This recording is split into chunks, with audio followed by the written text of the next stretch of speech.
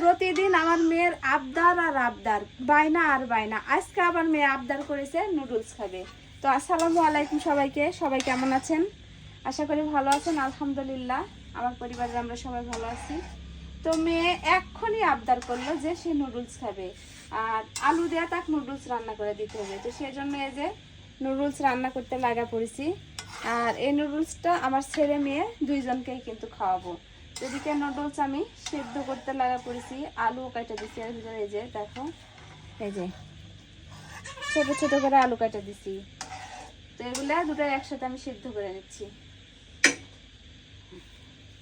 Noodles সেদ্ধ আমার হয়ে গেছে, এখন আমি নুডলসটা ঢেলে নেব।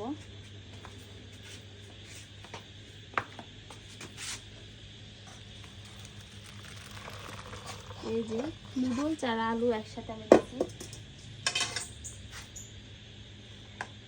এবার একটু ঠান্ডা পানি দিয়ে দিব।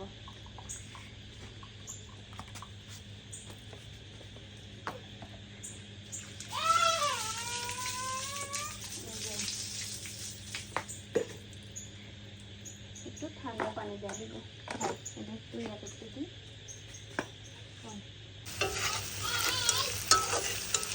এদিকে আমি এই যে মশলাগুলো সুন্দরভাবে ভেজে নিচ্ছি। এখন এর মধ্যে আমি এই যে দুইটা মুরগির ডিম, এই দুইটা ডিম দিয়ে দিব। ডিম দুইটা আমার ভেঙে দেওয়া হয়ে গেছে। এখন ডিমগুলো আমি সুন্দরভাবে ভেজে নিব। আমি একদম আজকে একেবারে হালকা মশলা দিয়ে নুডলসটা রান্না করব, যেহেতু আমার ছেলেও খাবে, সেই জন্য একবারে হালকা মশলা দিয়েছি।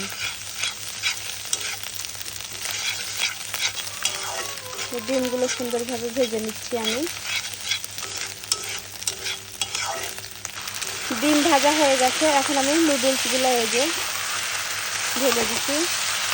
তো এখন সুন্দর করে এগুলো নেড়ে চেড়ে সব মিক্স করে নেব। এই যে আমার নুডলস রান্না রেডি। আর ওইদিকে দেখেন আপনারা, দুই ভাই বোন একসাথে খেলছে। সন্ধ্যার সময় নুডলসের নাস্তা দেওয়া হয়, কিন্তু এখন রাতের বেলা তারা নুডলস খাবে। আব্বু আব্বু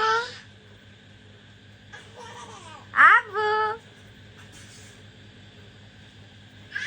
তো যা হোক, এখন তাদেরকে আমি নুডলসটা দিব। তো এই যে বাচ্চাদের খাবার রেডি, মেয়েটার এটা, আর এই যেটা আমার ছেলেকে খাওয়াবো। তো আজকের মতো আমার ভিডিও পর্যন্তই। সবাই ভালো থাকবেন, সুস্থ থাকবেন। সবাইকে আল্লাহ হাফেজ।